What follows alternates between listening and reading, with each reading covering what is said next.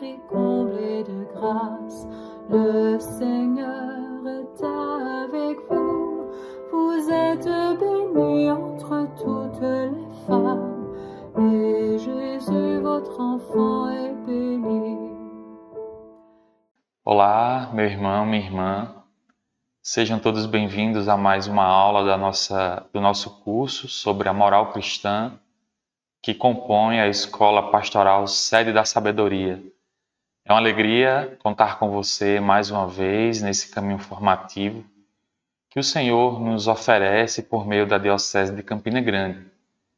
Muito obrigado pela sua perseverança. Bendito seja Deus por lhe dar a graça de perseverar nesse caminho que o Senhor, com tanto amor, com tanta misericórdia, com tanto zelo, vai nos conduzindo, vai nos formando e vai nos ensinando em vista de sermos católicos com uma espiritualidade mais profunda, católicos que possam testemunhar a nossa fé diante de um mundo que exige de nós essa graça.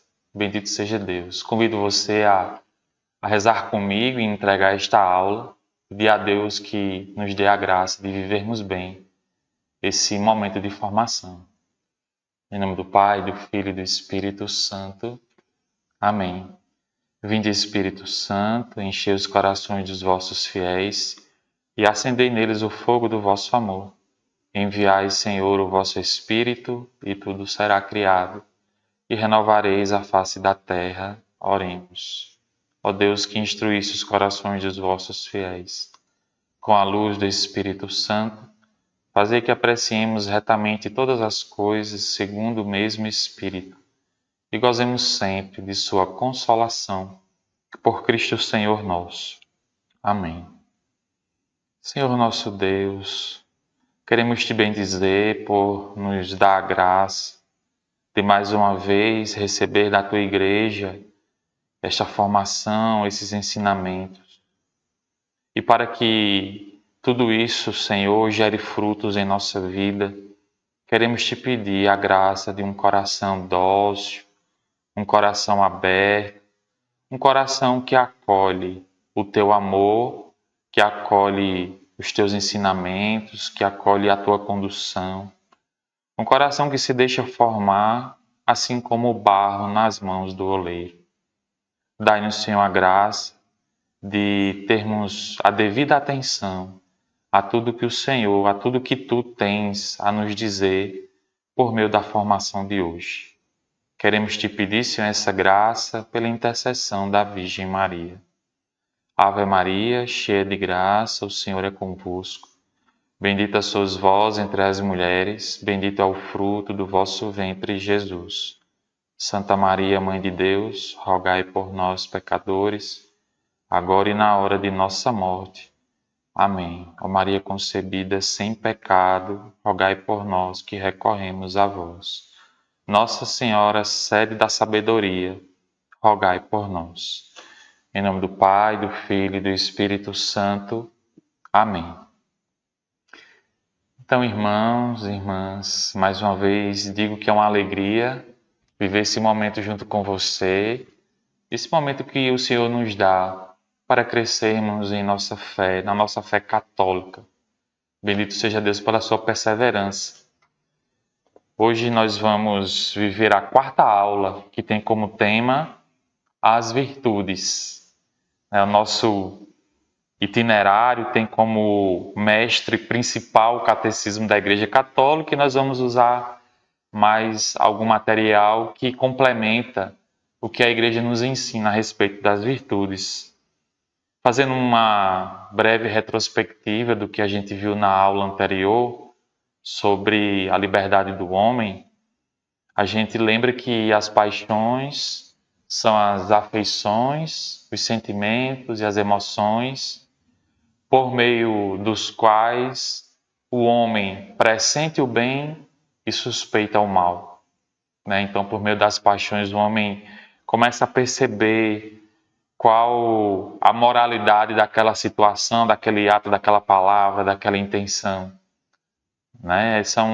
São áreas do nosso ser que fornecem informações para aquelas áreas que vão fazer esse discernimento, aquelas áreas mais interiores, né? A razão, a inteligência, a vontade. Nós vemos também que as paixões em si mesmas, elas são amorais, ou seja, elas não são nem boas, nem más. Depende daquilo que elas nos inspiram, depende daquilo que a gente vai fazer com elas, né? Então, se a partir das nossas paixões nós praticamos bons atos, são boas paixões, são bons sentimentos, emoções, afeições, mas se a partir desse conjunto de paixões, sentimentos e emoções nós tomamos decisões que nos afastam de Deus, que nos afastam do outro, que ferem a nossa natureza, são paixões más, paixões desordenadas, que precisam ser curadas, que precisam da intervenção de Deus e do nosso esforço também para que elas sejam integradas e nos ajudem a viver aquilo que Deus espera de nós. A igreja ensina, né, por meio do catecismo, que a perfeição moral consiste em que tanto as paixões como a razão e a vontade estejam, tudo isso esteja ordenado para Deus, ordenado para o amor de Deus, né? Então a igreja nos ensina que nós devemos amar a Deus com a razão, com a inteligência, com a vontade, mas também com os nossos sentimentos, com as nossas emoções, com os nossos afetos, com a nossa imaginação, com a nossa memória, com tudo que a gente é. Essa é a perfeição moral. Enquanto a gente não atinge esse objetivo, a gente vive um processo de conversão, um processo de amadurecimento, de cura, de transformação naquilo que Deus espera de nós. É o processo de conversão, resumindo, um processo de conversão em vista dessa perfeição moral, em que a nossa carne, o nosso espírito exultem pelo Deus vivo. Esse é o nosso objetivo.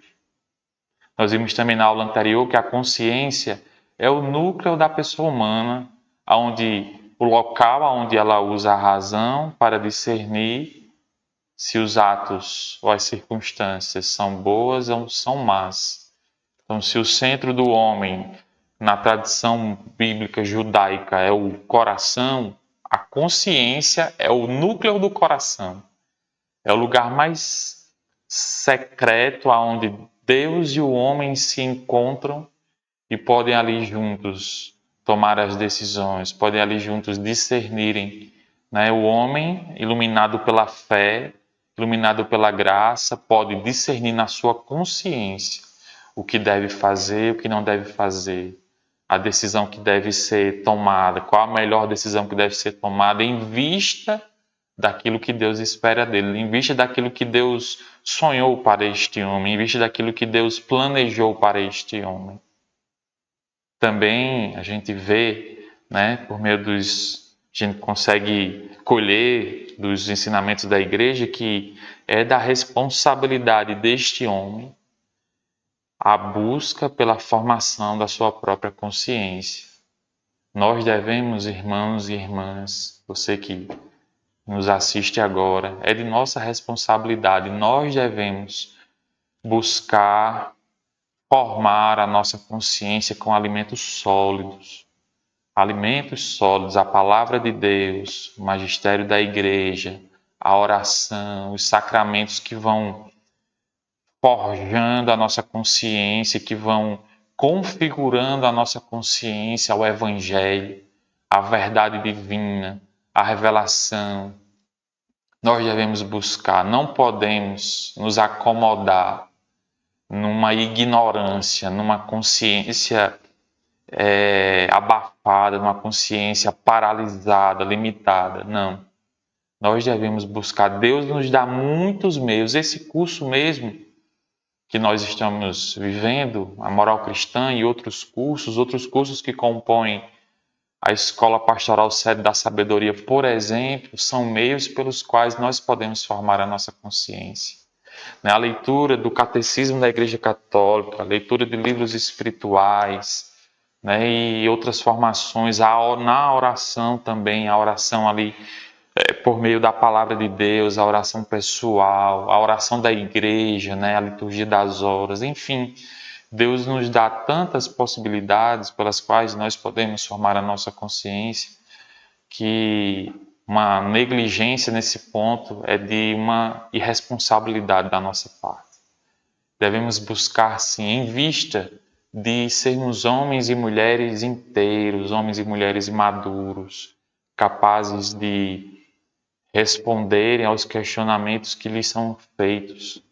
Que Deus nos dê essa graça, né, de trabalharmos, né, de colocarmos as nossas mãos e os nossos pés e o nosso coração nesse caminho de formação e de maturidade espiritual, de maturidade na nossa fé. Então vamos iniciar o conteúdo da aula de hoje, né? Como a gente já falou, nós estamos vivendo a quarta aula que tem como tema as virtudes. E a igreja define as virtudes assim: a virtude é uma disposição habitual e firme para fazer o bem, permite à pessoa não só praticar atos bons, mas dar o melhor de si. Com todas as suas forças sensíveis e espirituais, a pessoa virtuosa tende ao bem e procura e o escolhe na prática. Então, a virtude é uma disposição habitual e firme para fazer o bem. É uma disposição habitual, firme, ou seja, constante, determinada. Então, a gente já pode colher essa palavra aí, habitual, hábito, né? Continuando no parágrafo 1804.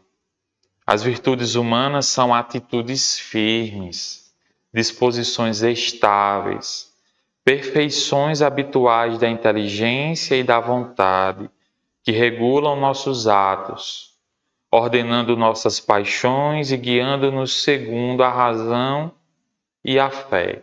Então, mais uma vez, aqui o catecismo fala de atitudes firmes, né? De disposições estáveis, de perfeições habituais. Então, virtude é um termo muito ligado a hábito. Então, à medida em que a gente vai praticando atos bons, nós vamos transformando essa prática em virtude, em hábito, né? E o hábito constante, o hábito firme, estável, determinado, que é composto por atos bons no âmbito da teologia, este hábito é chamado de virtude. Então, com outras palavras, as virtudes são hábitos que nos ajudam a vivermos os valores evangélicos, a vivermos a vontade de Deus, a parecermos cada vez mais com Jesus. Então, essas são as virtudes. Propiciam, assim, facilidade, domínio e alegria para levar uma vida moralmente boa. Pessoa virtuosa é aquela que livremente pratica o bem. Então, a aquisição de atos bons leva-nos a termos bons hábitos. E esses bons hábitos nós podemos chamar de virtude. Nesse livro aqui, Ser ou Não Ser Santo, Eis a Questão, é escrito por Antônio Royo Marim, um padre dominicano. Esse livro que, na verdade, é um compêndio de uma obra também escrita por esse padre, Antônio Royo Marim. É uma obra chamada Teologia da Perfeição Cristã. Uma obra bem densa, grande, né? Tem 1000 páginas. Então, o padre fez um compêndio, que é como se fosse uma espécie de resumo, né? Então, aqui na página 79, ele também fala um pouco de virtudes, né? Vamos ver aqui o que é que ele fala de virtudes. Ele diz assim: é um fato perfeitamente comprovável na prática que, ao se repetir uma série de atos correspondentes a uma determinada atividade, adquire-se pouco a pouco o hábito de realizá-lo cada vez mais com maior facilidade. Então, à medida em que a gente vai praticando determinadas atividades, né, cada vez mais vai ficando cada vez mais fácil praticar aquelas atividades, né, aquele hábito. Se esses atos são maus, adquire-se um mau hábito, que em teologia moral recebe o nome de vício. Então, o vício é o contrário da virtude. Por exemplo, o vício da embriaguez. Então, embriagar-se é um ato mau e cada vez que a gente vai praticando, vai se embriagando, ficando embriagado, nós vamos adquirindo o vício da embriaguez. Se os atos constantemente repetidos são bons, adquire-se pouco a pouco o hábito bom correspondente, que em teologia moral recebe o nome de virtude natural ou adquirida. Tais são, por exemplo, a prudência, a lealdade, a sinceridade, a honradez natural, etc. Adquiridas naturalmente a custo da repetição de seus atos correspondentes. Então, se há uma coisa que a gente deve se esmerar, que a gente deve estarmos atentos em relação aos nossos hábitos. São hábitos bons ou maus? Para isso, a gente precisa de uma consciência bem formada para que a gente faça um bom discernimento dos nossos atos, dos nossos hábitos. Veja que uma coisa vai ficando ligada à outra, né? A gente falou de consciência, a gente falou de discernimento, né? Então, a gente precisa usar a nossa razão, precisa colocar a nossa consciência para trabalhar, para a gente fazer um discernimento, um bom discernimento dos nossos hábitos. São hábitos bons ou maus? Por exemplo, quantas horas a gente passa nas redes sociais, né? Será que são hábitos bons a gente gastar tanto tempo nas redes sociais? O que a gente vê nas redes sociais? Quantas coisas a gente poderia fazer naqueles minutos ou até mesmo naquelas horas e que a gente deixa de fazer porque a gente tem um vício de estarmos muito tempo nas redes sociais? Então, precisamos fazer esse discernimento e precisamos pedir a Deus a graça de uma iluminação, a graça de um julgamento de nós mesmos e de termos uma determinada determinação, termo dito por Santa Teresa d'Ávila, para que a gente escolha de fato progredir em bons hábitos, ou seja, progredir nas virtudes, e deixar de lado, deixar para trás os vícios. É um processo que se dá ao longo do tempo, às vezes até por toda a vida, mas que a gente deve estar atento e que a gente deve empreender esforços necessariamente, né? A gente deve empreender esforços para crescermos nas virtudes e abandonar os vícios. Que Deus nos dê essa graça, né? Então, as virtudes, são várias as virtudes, né? A gente pode classificar de algumas formas, mas a forma mais usual de classificação das virtudes, a gente pode fazer uma divisão entre virtudes humanas e virtudes teologais, né? Se a gente pegar a nossa Bíblia em Sabedoria 8, versículo 7, no livro da Sabedoria, eu convido você a abrir aí, Sabedoria, capítulo 8, versículo 7. Veja só. Sabedoria 8, 7.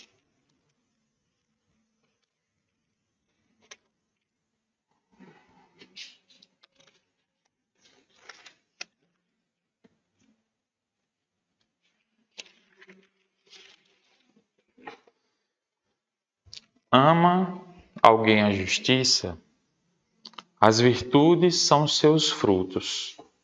Ela ensina a temperança e a prudência, a justiça e a fortaleza, que são na vida os bens mais úteis aos homens. Vou ler novamente. Ama alguém a justiça? As virtudes são seus frutos. Ela ensina a temperança e a prudência, a justiça e a fortaleza, que são na vida os bens mais úteis aos homens. Então a gente vê aqui a própria palavra de Deus no livro da sabedoria já nos aponta um conjunto de virtudes. São a temperança, a prudência, a justiça e a fortaleza. Essas 4 virtudes são conhecidas como virtudes cardeais. Por quê? Vamos ler o que é que diz a igreja aqui por meio do catecismo. Parágrafo 1805. 4 virtudes têm um papel de eixo de dobradiça, que em latim se diz cardo ou cardinis. Por isso que virtudes cardeais. Por esta razão são chamadas cardeais. Todas as outras se agrupam em torno delas. São elas a prudência, a justiça, a fortaleza, a temperança. Estas virtudes são louvadas sob outros nomes em numerosas passagens da Escritura. Então são virtudes que geram outras virtudes, né? Então aqui elas geram a virtude da paciência, a virtude da religião, né? A virtude do silêncio e outras virtudes, né? Que são derivadas dessas virtudes humanas que estão como que no centro, né? de todas as virtudes humanas. Todas as outras virtudes humanas são originárias dessas virtudes cardeais. Então, são virtudes que nos ajudam a ter uma vida moral boa, né? Uma vida moral segundo o Evangelho, segundo os valores do Evangelho, segundo os ensinamentos de Deus. E que nos ajudam a crescer nas virtudes mais elevadas, que são as virtudes teologais, nas quais a gente vai se aprofundar um pouco mais para frente. Então é importante também que a gente conheça e que a gente peça a graça de crescer nessas virtudes, porque elas nos ajudarão a viver as virtudes mais elevadas. A primeira delas é a prudência, a virtude da prudência. A prudência, Catecismo 1806. A prudência é a virtude que dispõe a razão. Vou repetir aqui. A prudência é a virtude que dispõe a razão a praticar e discernir em qualquer circunstância nosso verdadeiro bem e a escolher os meios adequados para realizá-lo. A prudência é a virtude que dispõe a razão prática a discernir em qualquer circunstância nosso verdadeiro bem e a escolher os meios adequados para realizá-lo.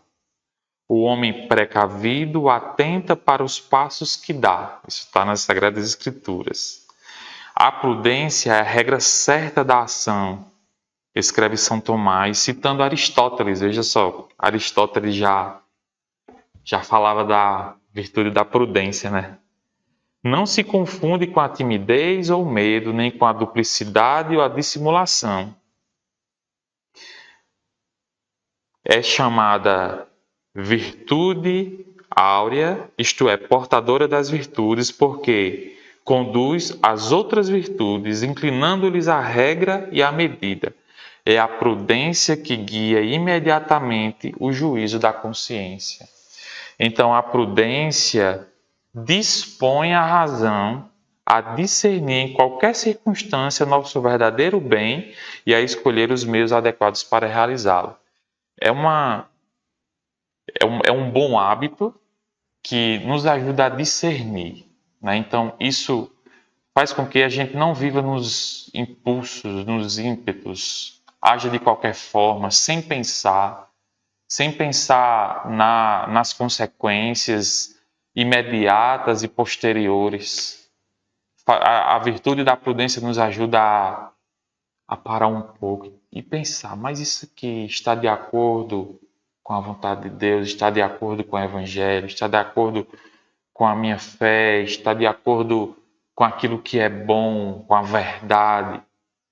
Então, o homem prudente é aquele que, antes de agir, consegue parar e fazer esse discernimento em seu coração, em sua consciência. É um hábito bom.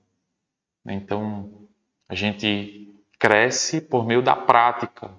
Diante das escolhas, vamos esperar um pouco, vamos parar, vamos lembrar dos conselhos evangélicos, vamos lembrar dos ensinamentos de Deus e confrontar, diante de todas as escolhas, qual a escolha é mais condizente, é mais coerente com o Evangelho, com a fé, com a verdade.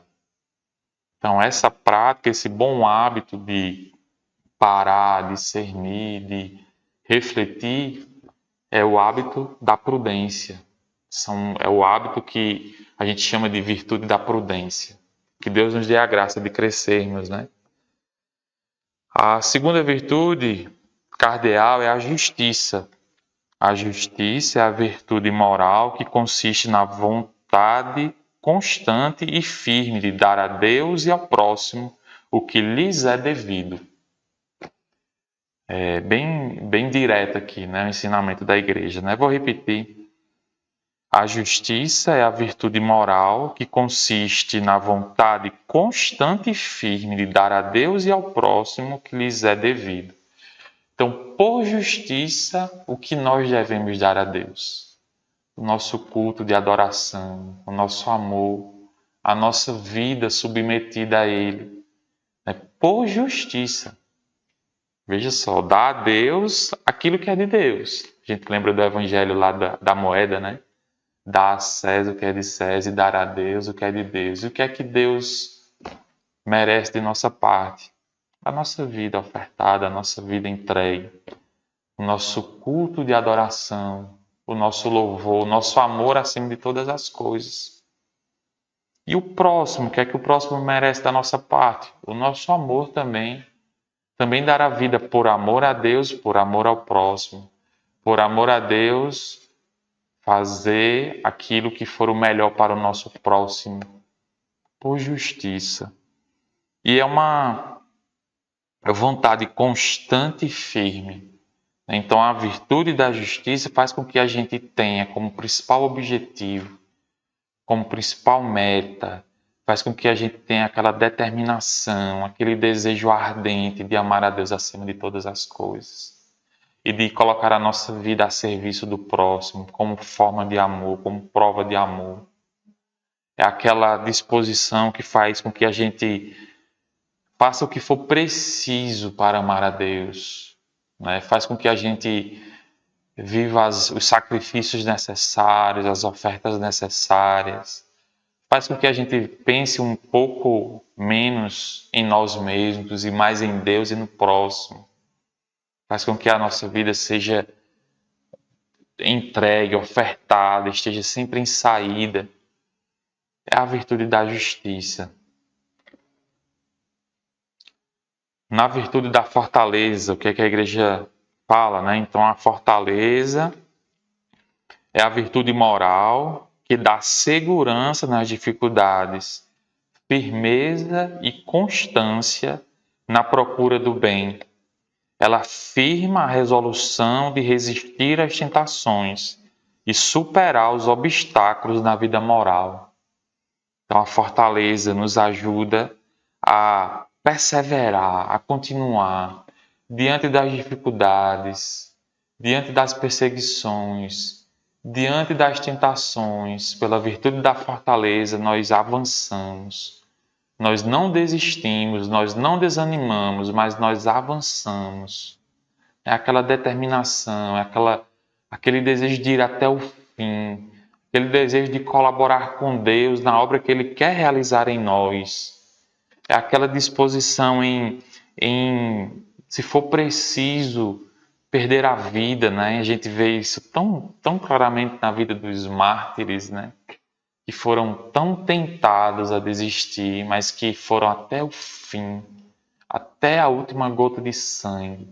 A gente lembra de tantos, né? A gente lembra da jovem Santa Maria Gorete, a gente lembra dos mártires dos primeiros tempos da igreja, dos mártires do nosso tempo, né? Aquele adolescente lá do México, né?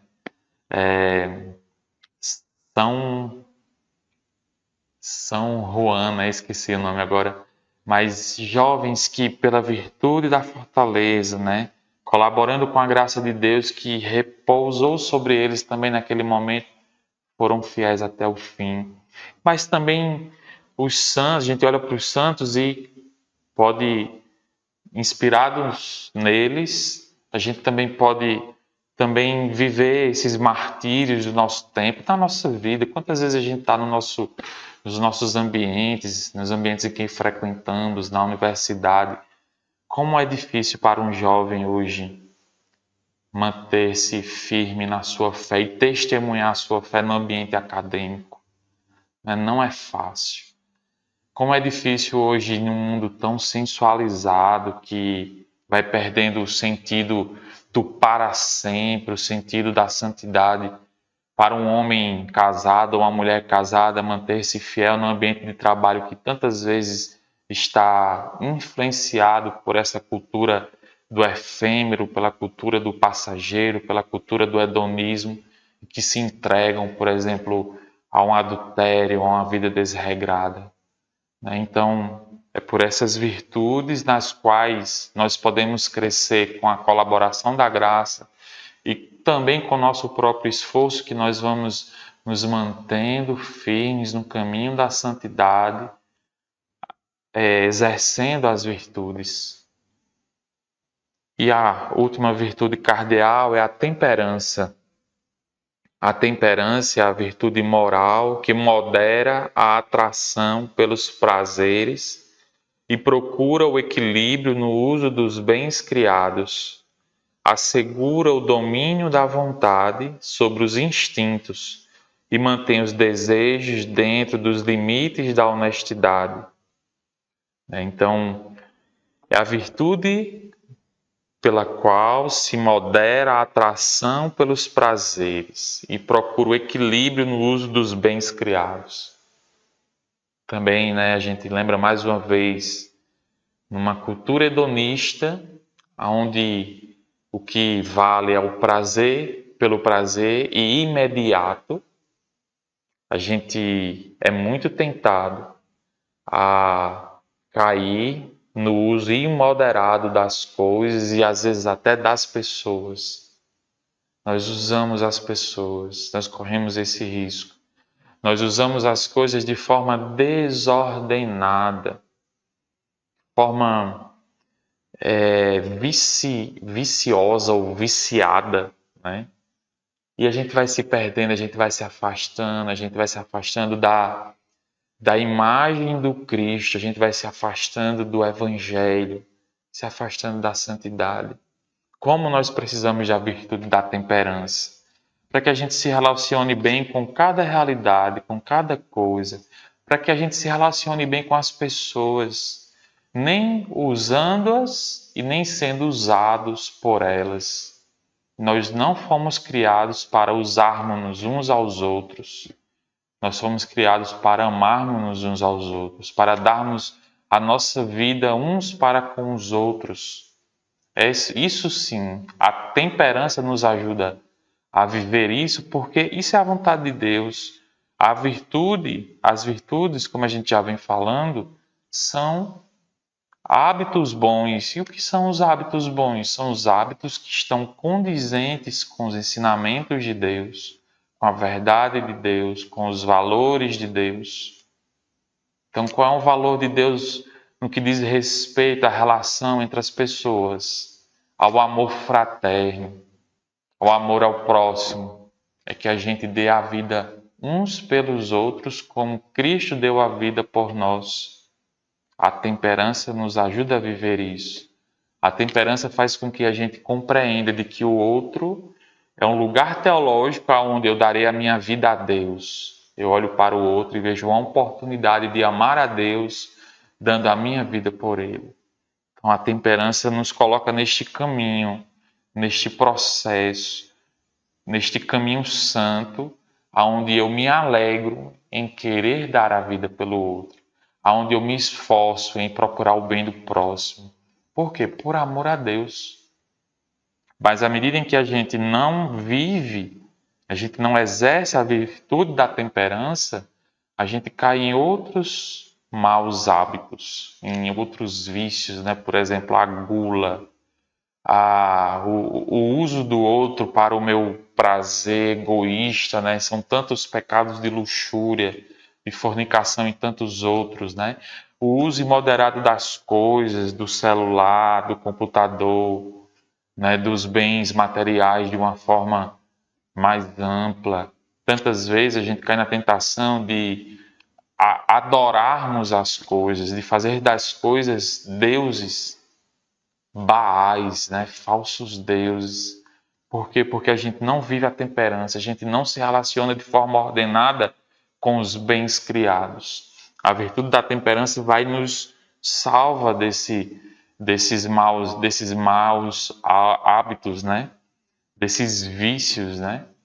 E nos coloca e nos introduz num caminho de virtude, num caminho de bons hábitos. Então são as virtudes cardeais que a gente vai adquirindo, praticando, a gente vai adquirindo, repetindo esses atos bons até que eles se transformem em virtude, porque a virtude são os atos bons praticados com constância, com estabilidade e com firmeza. Enquanto a gente vai praticando uma vez ou outra, né, sem essa estabilidade, sem essa firmeza, sem essa determinação, a gente ainda não adquiriu o hábito, ou seja, a gente ainda não adquiriu a virtude. Então precisamos ter essa constância, pedir a Deus a graça e nos empenharmos, né? Nos empenharmos. Deus espera de nós que façamos a nossa parte, a parte que nos cabe. É Deus dar a graça, iluminando, mostrando o caminho, nos fazendo reconhecer que não estamos ainda num caminho virtuoso. E nos dá a graça também de trilhar esse caminho em vista de uma vida virtuosa. Então vamos pedir a Deus que nos ajude, né? E vamos nos empenhar nesse caminho, nesse crescimento nas virtudes. Então o outro conjunto de virtudes são as virtudes teologais. As virtudes teologais dizem respeito diretamente a Deus, à nossa relação com Deus. Deus é o fim último dessas virtudes, né? Enquanto as virtudes humanas nos ajudam a ter uma vida moral boa, o fim último é Deus, né? Mas o objetivo primeiro é uma vida moral boa. O objetivo primeiro das virtudes teologais é Deus, é amar a Deus, é nos relacionarmos com Deus de uma maneira mais profunda, de uma maneira mais madura, mais santa, cada vez mais santa, de modo que cheguemos a um ponto que nós e Ele sejamos uma só coisa, nós e Ele estejamos numa união de amor. As virtudes teologais são 3. Vamos ver o que diz o Catecismo. Catecismo 1812. As virtudes humanas se fundamentam nas virtudes teologais que adaptam as faculdades do homem para que possam participar da natureza divina. De fato, as virtudes teologais se referem diretamente a Deus. Dispõem os cristãos a viverem em relação com a Santíssima Trindade. Tem a Deus uno e trino por origem, causa e objeto. Então, dispõe o nosso ser, dispõe o cristão, o ser do cristão, a viver em relação com a Santíssima Trindade. É por meio das virtudes teologais que nós entramos em comunhão com o Senhor, com este Deus que é Pai, Filho e Espírito Santo. Pelas virtudes teologais, nós enxergamos Deus. E as próprias virtudes também, né? Elas têm por origem, causa e objeto a Deus e faz com que a nossa vida nós tenhamos a compreensão de que a nossa vida tem por origem, causa e objeto, ou seja, meta, este Deus. Então, as virtudes teologais geram em nós esse movimento de nos voltarmos para Deus, termos o nosso ser direcionado para Deus. Retira de nós toda dispersão, de colocarmos a nossa alegria nas coisas que passam. Não, pelas virtudes teologais, pelo exercício das virtudes teologais, a nossa vida passa a ter como centro, como origem e como fim último a Deus. Deus passa a ser nossa maior meta, nosso maior objetivo, a nossa maior prioridade, na medida em que nós crescemos no exercício das virtudes teologais. Então, a primeira delas é a fé. O que é que a igreja ensina sobre a virtude teologal da fé?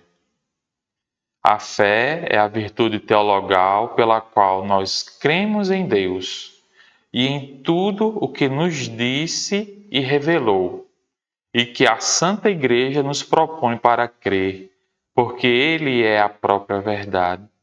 Então a fé é uma virtude, a virtude teologal da fé. É a virtude pela qual nós acreditamos que Deus existe, que Deus nos ama, que Deus nos sustenta, que Deus nos protege, que Deus nos ensina.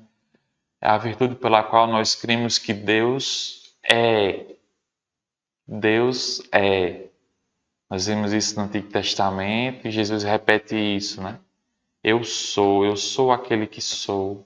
Deus é. Nós cremos pela fé, pela virtude da fé, que Deus não tem início, não tem fim, que Deus criou todas as coisas, que tudo está sob o olhar de Deus, tudo está sob a providência divina, que Deus está presente em nosso meio, que Ele não é um Deus distante, um Deus carrasco, um Deus que fica anotando os nossos pecados num caderninho para depois se vingar, não. Deus é um Deus presente, um Deus que ama, um Deus que ensina, um Deus que salva, um Deus que é justo e misericordioso. Pelo dom da fé. Pelo dom da fé nós cremos que a nossa vida está nas mãos dele. Como isso é libertador. Quantas vezes nós queremos ser providentes de nós mesmos e nos esquecemos que Deus é a causa primeira da providência. Ele que nos provê, Ele que não deixa faltar nada que seja necessário para a nossa salvação. Tantas vezes queremos tirar a nossa vida das mãos de Deus e queremos ter a nossa vida nas nossas próprias mãos, guiada por nós mesmos. Por quê? Porque nós não acreditamos que Deus pode cuidar de nós. Não. Pela fé, né? Por essa graça da fé, pelo dom da fé, pela virtude da fé, nós podemos crer que Deus é Pai, que cuida de nós. Precisamos pedir mesmo, Senhor, renova a nossa fé. Senhor, renova a minha fé, porque eu quero crer em Ti. Nem que seja como Tomé, nem que precisamos ter uma experiência como São Tomé teve. Se eu não tocar, eu não creio. Nem que seja assim, mas que Ele nos dê uma fé viva, uma fé ardente, uma fé que ultrapassa, que vai além das nossas fraquezas, uma fé que vai além de todos os questionamentos que nos rodeiam, que chegam aos nossos ouvidos. Uma fé que crê em Deus, independente de qualquer coisa. Que Ele nos sustente com o dom e com a virtude da fé.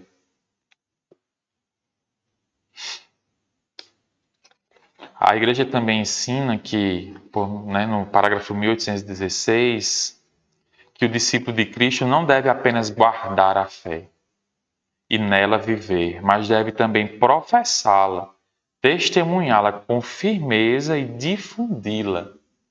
Além de acreditar em Deus, nós precisamos testemunhar difundir, professar a nossa fé.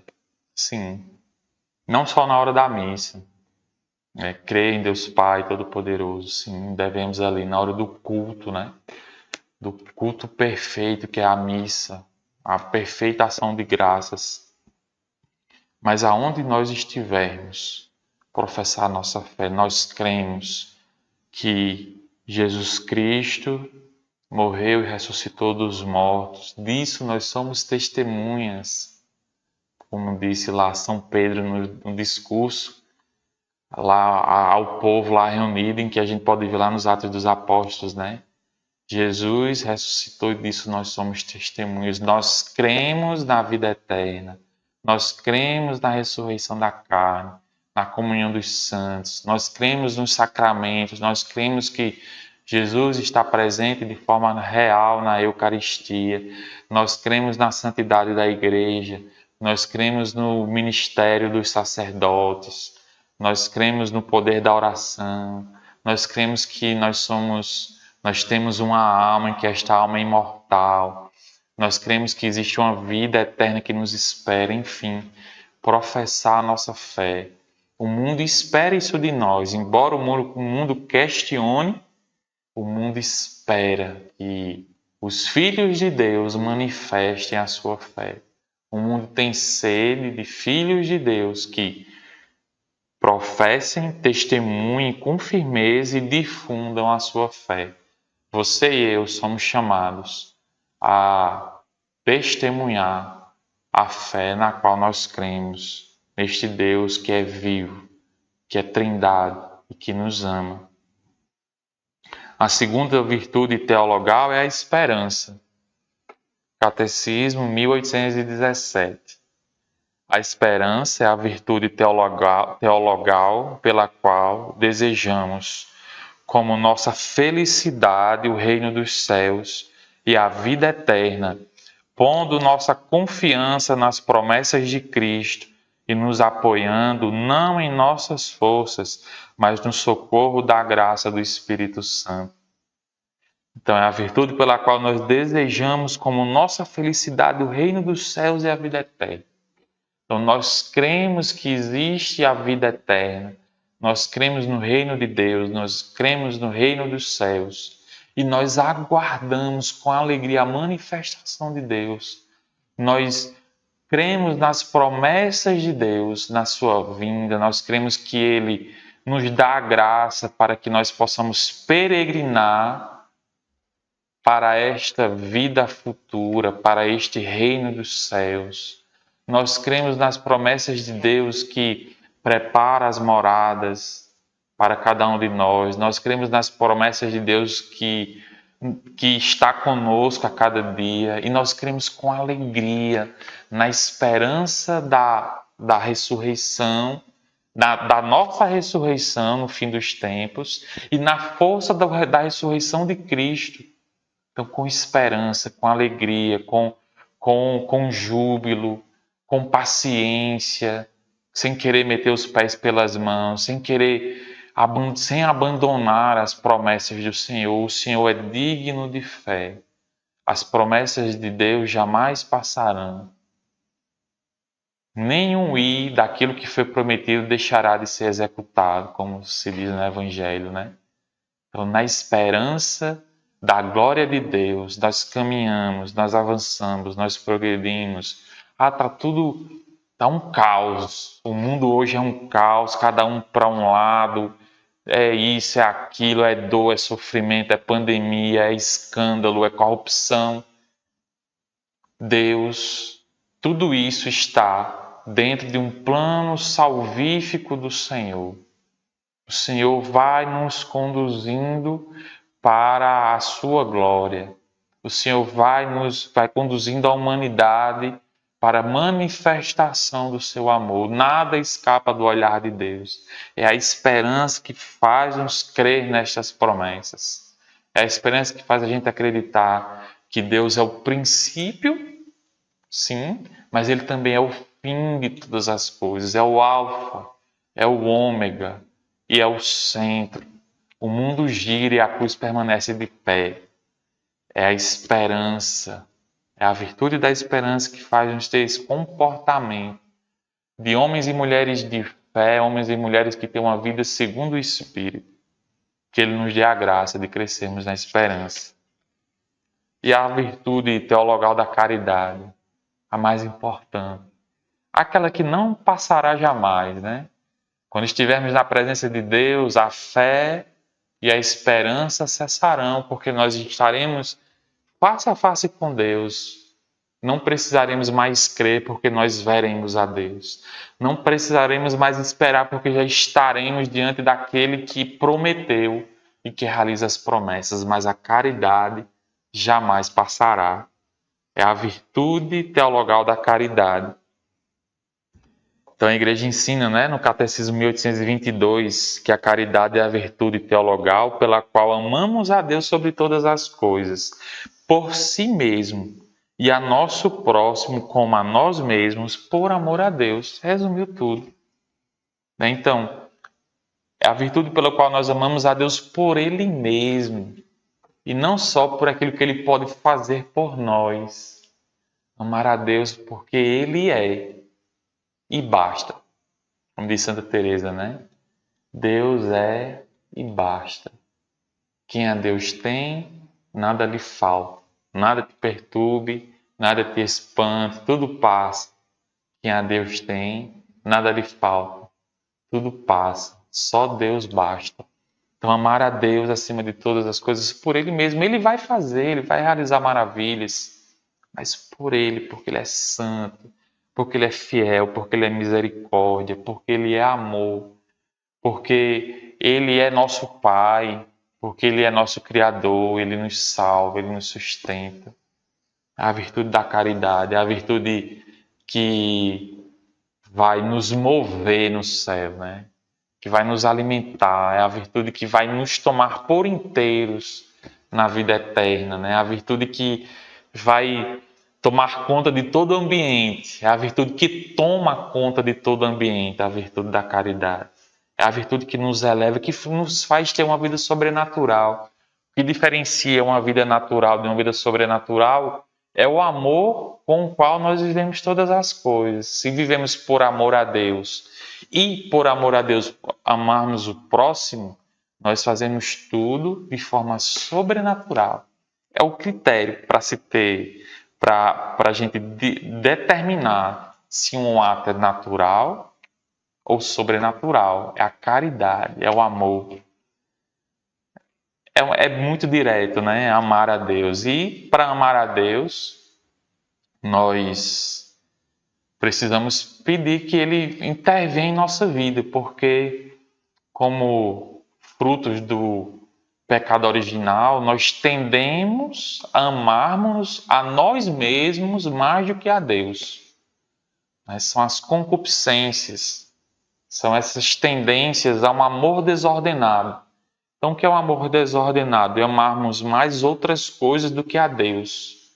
E principalmente amarmos mais a nós mesmos do que a Deus, é o orgulho. Então, precisamos pedir a Deus que intervenha em nossa vida e substitua, nos dê um movimento novo, um coração novo, onde a prioridade é amar a Ele, amá-lo acima de todas as coisas, onde a prioridade é fazer da nossa vida uma ação de graças, transformar a nossa vida numa ação de graças perene. Lembrei agora de Elizabeth da Trindade, Santa Elizabeth da Trindade, onde ela diz assim: Senhor, fazei de mim como as cordas de uma lira, e extrai dessa lira um cântico, um belo cântico. Ou seja, por meio dessa imagem da lira e das cordas da lira, ela está dizendo que, Senhor, faz de mim o que você quiser. A minha vida está em tuas mãos. Colhe os frutos que você desejar da minha vida. Eu estou em tuas mãos, Senhor. Assim nós amamos a Deus. É submeter tudo a Deus. É fazer as coisas segundo a lógica de Deus. Se Deus estivesse aqui neste momento, se Jesus estivesse aqui na minha situação, na minha realidade, nessa circunstância, como Ele agiria? por amor a Deus, porque eu quero fazer da minha vida um hino de louvor por meio da virtude da caridade, a virtude do amor, a virtude teologal da caridade. E por amor a Deus, amar o próximo. Amar o próximo às vezes não é fácil, né? Mas por amor a Deus, eu consigo cumprir essa missão, essa vontade de Deus, que é amar o próximo, amar a Deus acima de todas as coisas e o próximo como a mim mesmo. Então, por amor a Deus, será um amor sobrenatural ao próximo.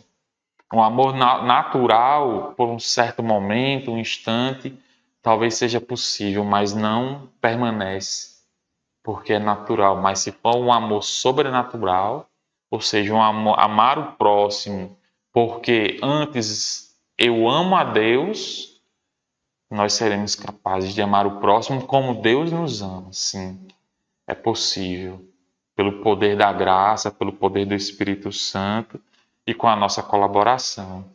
Que Deus nos dê a graça de também crescermos principalmente no amor a Ele e ao próximo.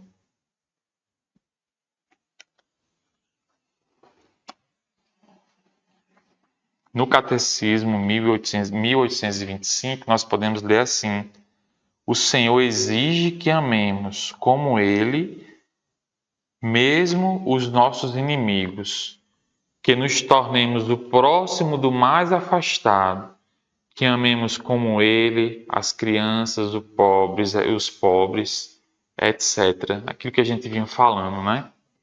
No Catecismo 1827, a gente pode ler assim: o exercício de todas as virtudes é animado e inspirado pela caridade que une a todos na perfeição. É a forma das virtudes, articulando-as e ordenando-as entre si. É fonte e término de sua prática cristã. Veja só, tudo tem que ser vivido primeiramente por amor. Então, eu creio porque antes eu amo. Eu espero porque antes eu amo. As virtudes teologais. Eu faço discernimento da moralidade dos atos, se são bons ou maus, porque eu amo a Deus e quero continuar amando. E por amor eu não quero ferir a Deus, não quero me afastar dele. Então vou discernir, calma, isso aqui me aproxima de Deus ou me afasta de Deus? Porque eu quero amá-lo. Eu amo e quero continuar amando. E porque eu amo, eu não quero feri-lo, não quero me afastar dele. Então, por amor a Deus, eu também, por justiça, dou a Ele o que Ele merece. Por amor a Deus, eu vou usar as coisas de forma ordenada. Nada vai tomar o lugar dele na minha vida. Nenhuma coisa, nem ninguém, nem eu mesmo tomaremos o lugar de Deus na minha vida, ou seja, a temperança. Por amor a Deus, eu serei fiel até o fim. Sofrerei o que for preciso sofrer. O que é isso? A virtude da fortaleza. Então, todas as virtudes devem ser vividas no amor, nesta forma. Devem ser inseridas no amor. Devem ter como base, como princípio original e fundamental, o amor a Deus. No Catecismo 1829, a gente pode ler assim: a caridade tem como frutos a alegria, a paz e a misericórdia. Exige a beneficência e a correção fraterna. É benevolência, suscita a reciprocidade, é desinteressada e liberal, é amizade e comunhão. Que texto belo, né, que a igreja nos dá. Os frutos da caridade, alegria, misericórdia, comunhão, amizade, benevolência, beneficência, correção fraterna. Por amor ao irmão, eu corrijo o irmão. E permito também ser corrigido por ele. O amor tira de nós a indiferença para com o irmão. Pela indiferença eu vejo que o irmão não está no caminho de Deus e deixo para lá. Ele que siga o caminho dele, deixa ele ser feliz como ele quiser, mesmo vendo que o irmão está distante do caminho de Deus. Mas se eu amo o irmão, eu me preocupo com ele, vou lá na caridade, fulano, por aqui. isso aqui não está muito de acordo com o evangelho, isso aqui vai te afastar de Deus. Ou faça o contrário, vai por aqui, isso aqui te aproxima de Deus, né? Por amor.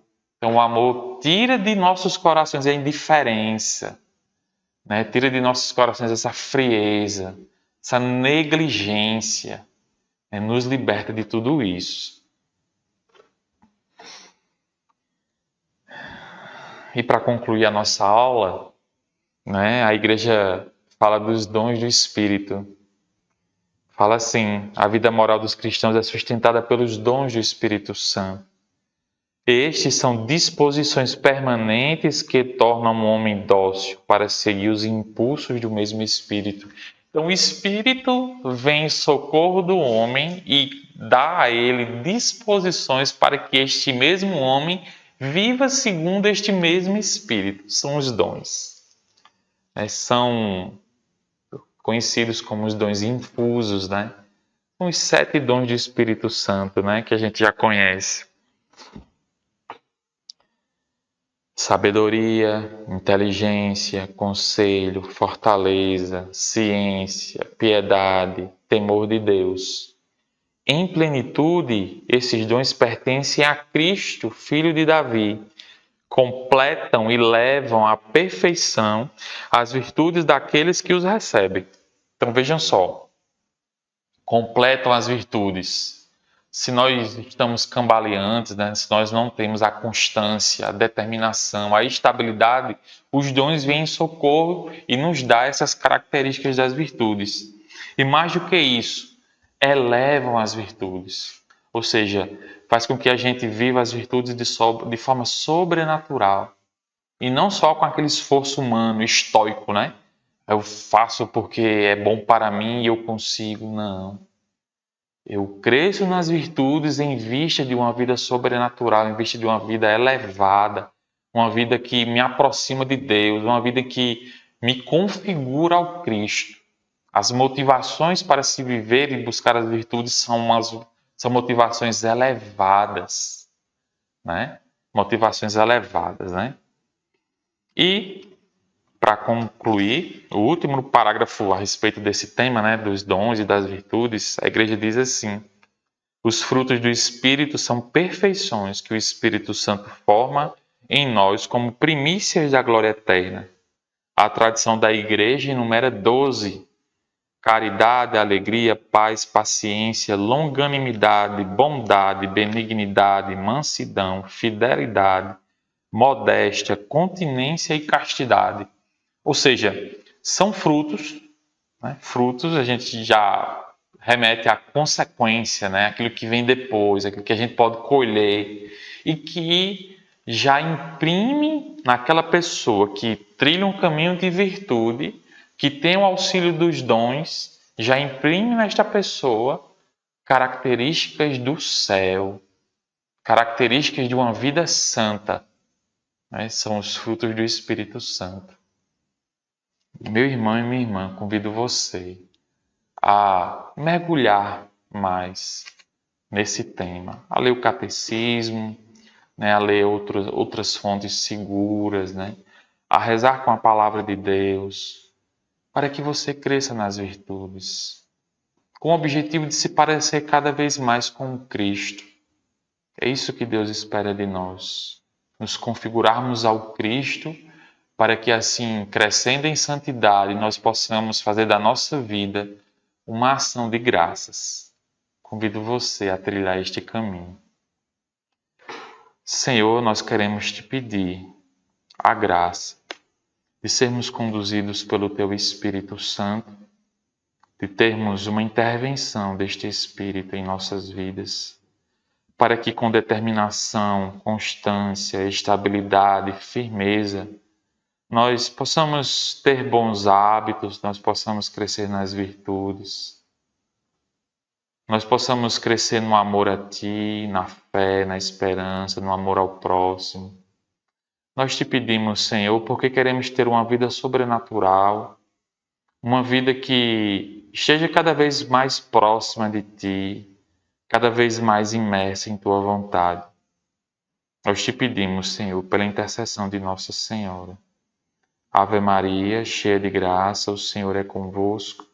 Bendita sois vós entre as mulheres, bendito é o fruto do vosso ventre, Jesus. Santa Maria, Mãe de Deus, rogai por nós, pecadores, agora e na hora de nossa morte. Amém. Sede da sabedoria, rogai por nós. Espero você na próxima aula. Deus te abençoe. Em nome do Pai, do Filho e do Espírito Santo. Amém. Sainte Marie, Mère de Dieu, priez pour nous, pauvres pécheurs,